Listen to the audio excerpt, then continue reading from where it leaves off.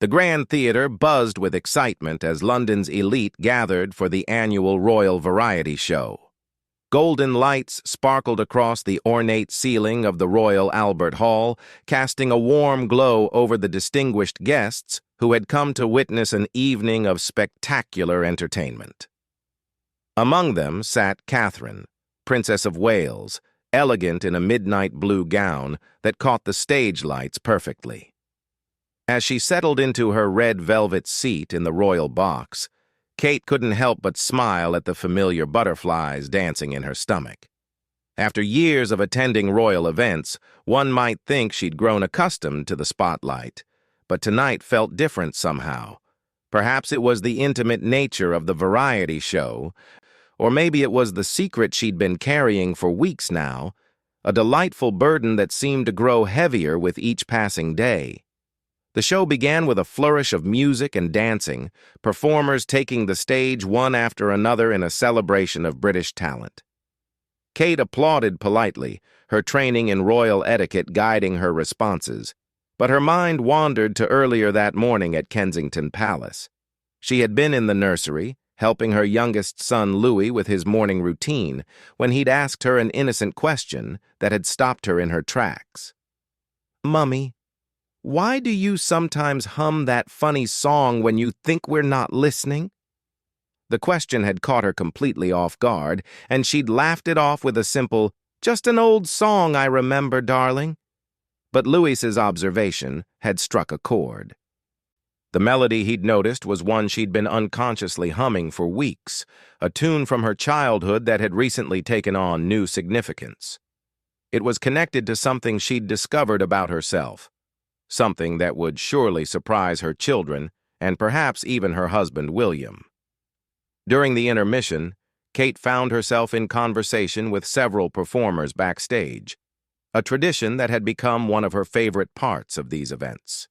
She moved gracefully between the artists, offering congratulations and showing genuine interest in their craft. When she approached a group of musicians, one of them, an elderly violinist with kind eyes, mentioned something that made her heart skip. "Your Royal Highness, I couldn't help but notice you seemed particularly moved during our classical piece." "Do you play any instruments yourself?" the violinist asked, with genuine curiosity. Kate paused, her practiced smile wavering slightly. This was exactly the kind of moment where her secret wanted to surface, but she maintained her composure. "I appreciate music greatly," she replied diplomatically, though something in her eyes suggested there was more to the story. As the second half of the show commenced, Kate returned to her seat with a new awareness of the weight of her unspoken truth. The performers on stage seemed to pour their hearts into every note, every movement, and she found herself envying their ability to express themselves so freely through their art. The evening's headliner was a renowned pianist who had overcome tremendous personal challenges to reach the pinnacle of his career. As his fingers danced across the keys, Kate felt a familiar stirring in her own hands, a muscle memory that hadn't been awakened in years. She had to consciously still her fingers to prevent them from moving along with the melody. When the pianist finished his performance to thunderous applause, he did something unexpected. Instead of simply taking his bow, he spoke to the audience about the power of music to heal, to connect people across all boundaries, and to provide solace during difficult times. His words resonated deeply with Kate, reminding her of why she'd been drawn back to something she'd set aside long ago. After the show, during the traditional meet and greet with performers, Kate found herself face to face with the pianist. Their conversation was brief but meaningful, and as he spoke about his journey back to music after a long hiatus, Kate felt a kinship with his story that she couldn't quite express in the formal setting. "Sometimes," he said quietly, ensuring only she could hear, "we rediscover parts of ourselves we thought we'd lost. It's never too late to embrace what brings us joy." His words followed her home to Kensington Palace, where William was already asleep and the children were tucked safely in their beds. As she prepared for bed, Kate found herself standing in front of the mirror, still wearing her evening gown, thinking about the conversation and the secret that seemed to grow more significant with each passing day. She thought about her children, George with his curiosity about everything, Charlotte with her fierce independence, and little Louis with his keen observations. They knew her as their mother, as a royal, as someone who attended events and performed duties with grace and dignity. But there was a part of her they didn't know, a part she'd kept carefully hidden, not out of shame, but out of uncertainty about how it fit into her carefully structured royal life. The secret wasn't dramatic or scandalous. Quite the opposite. It was something beautiful and personal, something that connected her to a version of herself from before the titles and the protocol. It was about a talent she'd possessed long before she became a princess, something she'd been quietly nurturing again in private moments when the children were at school and her official duties were complete. As she finally removed her jewelry and prepared for bed, Kate made a decision. The pianist's words about embracing what brings joy had struck something deep within her. Perhaps it was time to share this part of herself with her family, to show her children that even their mother had dreams and talents beyond what they could see. The next morning would bring new challenges and decisions about when and how to reveal her secret. But for now, as she drifted off to sleep, Kate allowed herself to imagine the surprise and perhaps delight on her children's faces when they learned about the gift their mother had been quietly redeveloping, a gift that might just inspire them to pursue their own hidden talents with confidence and joy. The morning sun streamed through the tall windows of Kensington Palace as Catherine made her way to the conservatory, a beautiful room filled with plants and natural light that had become her private sanctuary. In her hands, she carried a cup of tea and something else, a small, leather-bound notebook that had been her constant companion for the past several weeks. Since the Royal Variety Show 3 days earlier, Kate had found herself more determined than ever to embrace the decision she'd been contemplating. The pianist's words about rediscovering lost parts of oneself had resonated so deeply that she'd barely slept that first night, her mind racing with possibilities and plans. What her children didn't know, what even William had only recently discovered, was that their mother had been secretly taking piano lessons, not just casual dabbling, but serious, dedicated practice that had been going on for nearly 6 months. It had started almost by accident when she'd attended a charity event for a music therapy program and had been deeply moved by the stories of healing and connection that music provided. The charity's director had mentioned that they were always looking for volunteers to help with their program, and Kate had surprised herself by asking if they needed anyone to play piano accompaniment for their sessions. The director had been delighted but gently suggested that Kate might want to refresh her skills first, as working with vulnerable individuals required a certain level of musical confidence. That conversation had led Kate to quietly arrange for private lessons with Margaret Holbrook, a retired Royal Academy of Music professor who had agreed to come to the palace twice a week. Kate had been honest about her rusty skills. She'd played piano as a child and teenager, but had abandoned it during her university years and the whirlwind of meeting William and adapting to royal life. Margaret had been both surprised and impressed by how quickly Kate's muscle memory returned and how dedicated she was to practice. "Your Highness," she'd said after their first month of lessons, "you have real talent. This isn't just someone going through the motions. You have a genuine musical sensibility." The compliment had meant more to Kate than any royal accolade ever could. Music had been her escape as a young girl, her way of processing emotions and finding peace during stressful times. Returning to it now as a mother and a royal with immense responsibilities felt like reconnecting with a fundamental part of herself, but keeping the secret had become increasingly difficult. She'd had to be creative about finding practice time, often playing early in the morning before the children woke or late at night when they were asleep. William had caught her once, sitting at the small upright piano in one of the palace's less formal rooms, playing a complex piece by Chopin. "When did you learn to play like that?" he'd asked, genuinely amazed. Kate had blushed and explained about the lessons, and William had been wonderfully supportive, even helping her carve out more dedicated practice time.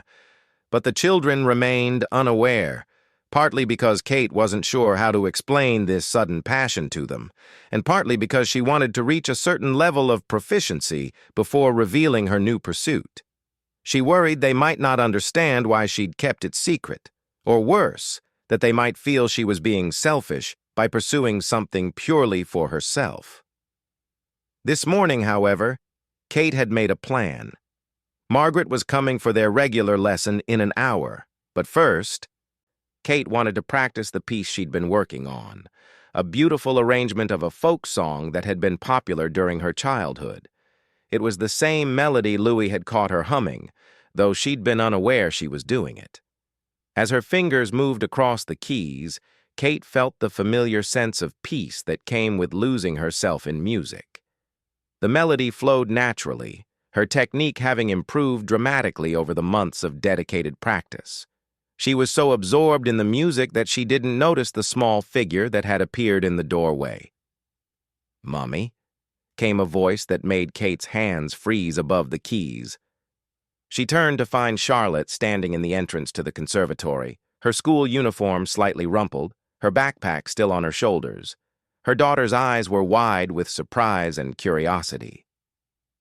"Charlotte, sweetheart," Kate said, her heart racing as she tried to regain her composure. "I thought you'd left for school already." "I forgot my science project and came back to get it," Charlotte said, stepping further into the room. "Mummy, was that you playing? I've never heard you play piano before." Kate felt a mixture of panic and relief. This wasn't how she'd planned to reveal her secret, but perhaps it was better this way, natural and unplanned rather than formal and potentially awkward.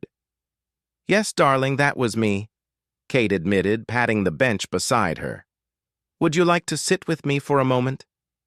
Charlotte approached cautiously, as if her mother might disappear if she moved too quickly. "But, Mummy, I didn't know you could play piano. Did you just learn this morning?" Kate laughed, the sound echoing prettily in the plant-filled room. "No, sweetheart. I've been learning again for several months now. I used to play when I was younger, before you were born, but I stopped for a long time." "Why did you stop?" Charlotte asked, her natural directness cutting straight to the heart of the matter. "Well," Kate said thoughtfully, "when I married your father and became part of the royal family, I became very busy with official duties and events. And then when you and George and Louis came along, being your mummy became my most important job. I suppose I forgot that I could be other things too." Charlotte nodded solemnly, processing this information with the seriousness she applied to everything. "But why didn't you tell us you were learning again? Are you going to be famous like the people who played at that show you went to?" Kate smiled at her daughter's practical question. "No, darling. I'm not planning to be famous. I'm learning again because I missed it, and because I want to help people through music. There's a charity that uses music to help people feel better, and I thought perhaps I could volunteer there." "That sounds nice," Charlotte said, then added with characteristic bluntness, "Can you teach me to play too?" The request caught Kate off guard.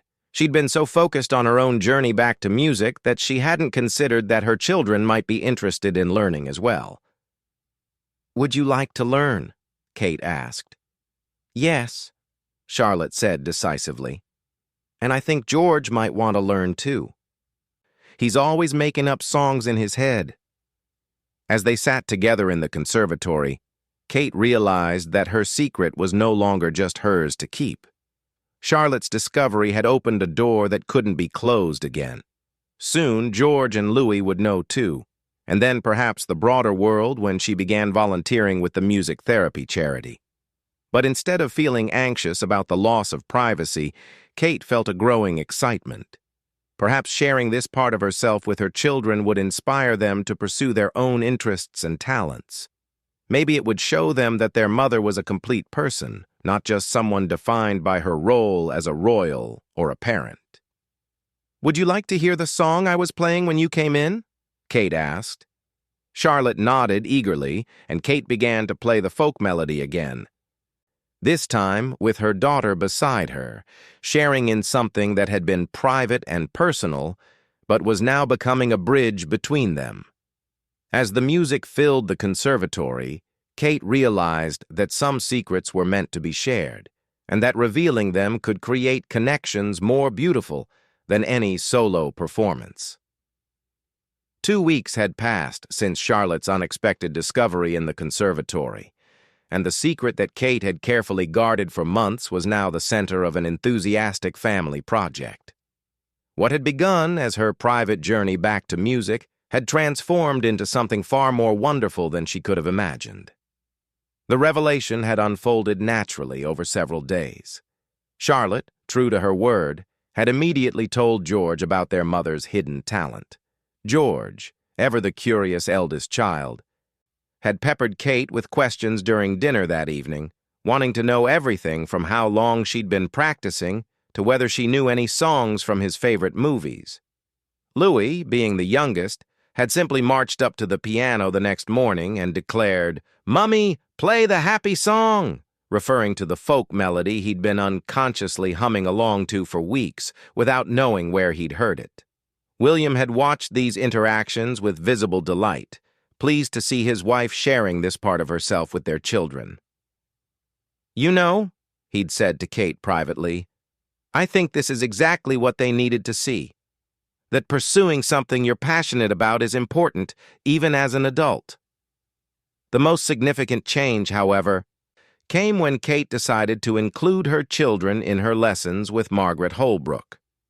The distinguished piano teacher had been initially surprised by the request, but had quickly embraced the challenge of teaching not just a royal pupil, but an entire royal family. "Music is best when shared," Margaret had observed during their first group lesson. "Each of you has different strengths and interests, and that will make this journey richer for everyone." Charlotte, it turned out, had inherited her mother's natural ear for melody and showed remarkable focus for a child her age. George approached the piano with methodical determination, wanting to understand the theory behind every piece they played. Louis, though still quite young, delighted in the physical sensation of pressing keys and creating sounds, often composing what he called feeling songs that perfectly captured his mood. The family practice sessions had become a cherished part of their daily routine. Every evening after dinner, they would gather in the music room, each taking turns at the piano while the others listened and encouraged. Kate found herself learning as much from watching her children explore music as she was from her formal lessons.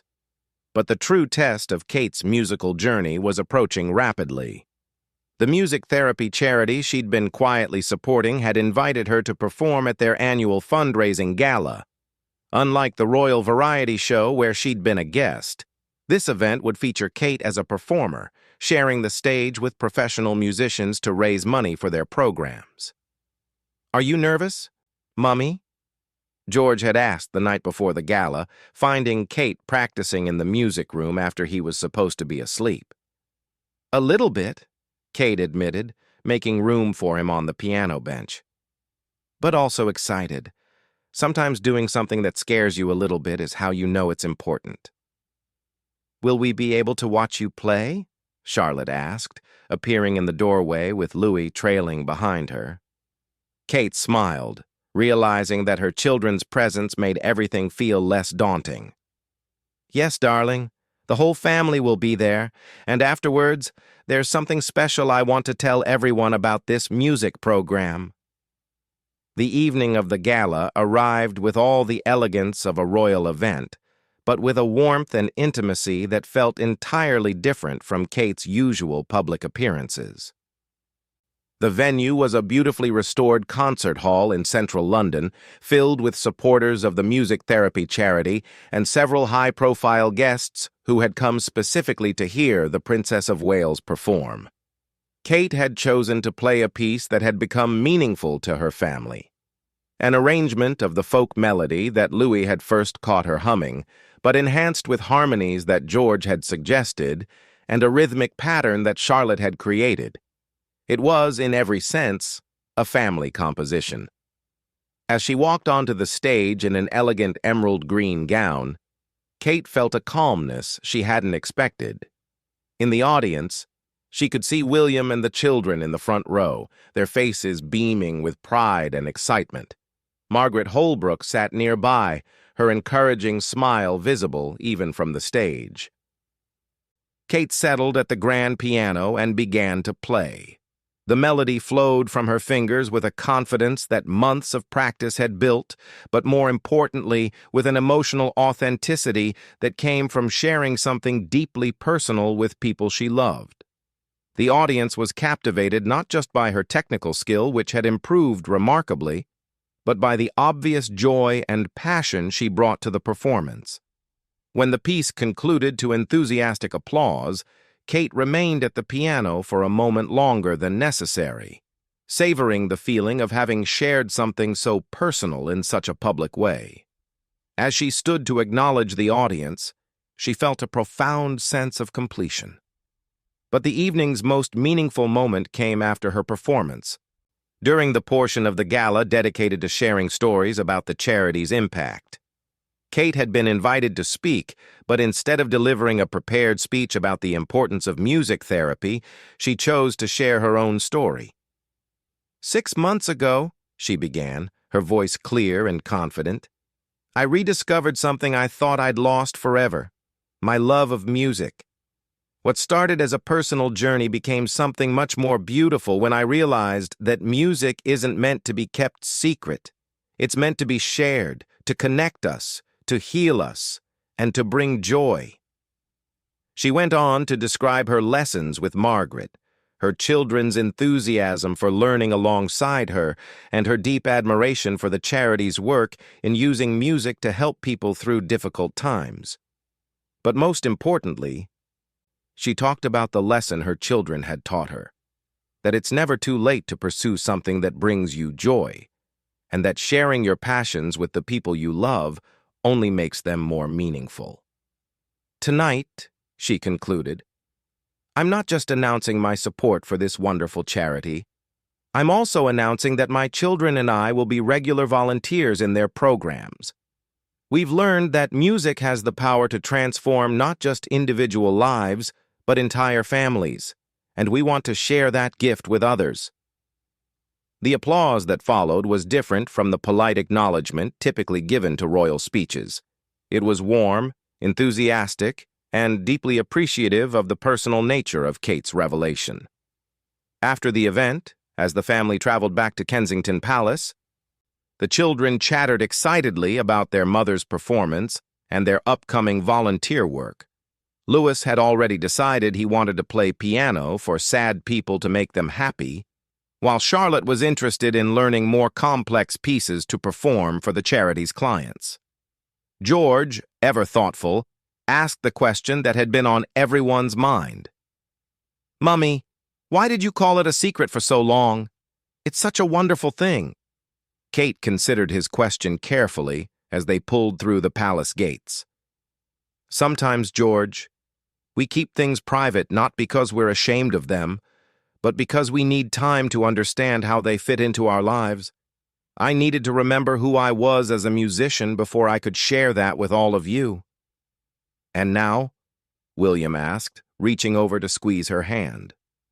Now, Kate said, looking at her family with deep contentment. I know that the best parts of ourselves are meant to be shared. Music taught me that, but you all confirmed it. As they settled in for the night, Kate realized that her journey back to music had been about much more than rediscovering a childhood talent. It had been about finding a way to show her children that growth and passion don't end with adulthood, that it's possible to honor your responsibilities while still pursuing what brings you joy, and that sometimes the most beautiful discoveries happen when we're brave enough to share our authentic selves with the people who matter most. The little secret that had once felt like a burden had become a bridge, connecting her to her past, enriching her present, and opening up possibilities for the future that she never could have imagined. And in the end, that transformation from secret to shared joy had created something far more valuable than any solo performance ever could.